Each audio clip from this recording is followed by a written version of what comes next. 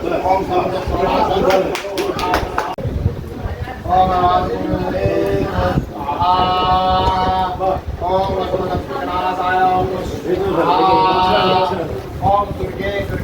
रक्षणे रक्षणे स्वाहा।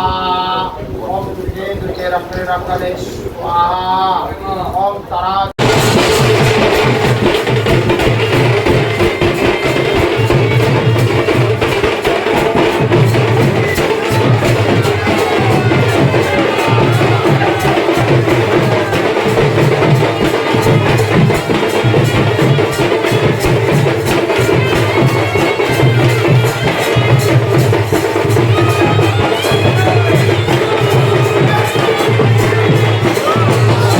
সামনে আসছে মহালয়া।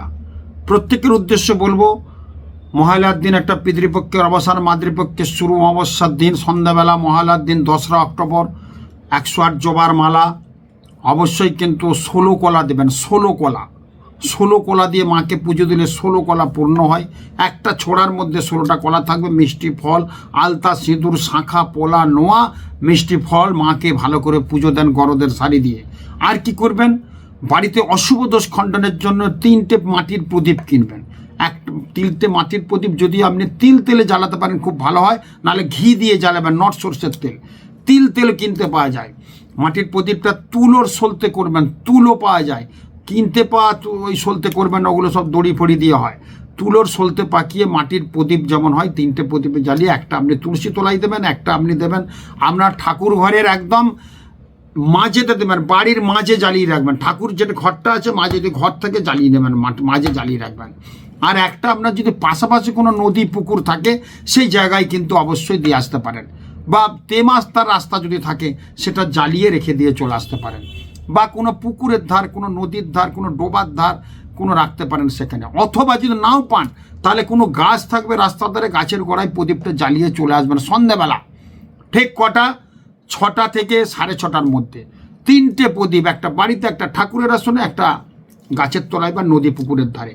দেখবেন আপনার মনস্কামনা পূর্ণ হবে। আপনার যে দ্বীপ জ্বালালে কি হবে, আপনাদের পূর্বপুরুষ যেটা দ্বীপ জ্বালালে খুব শান্ত, মানে সুস্থ শান্ত থাকে।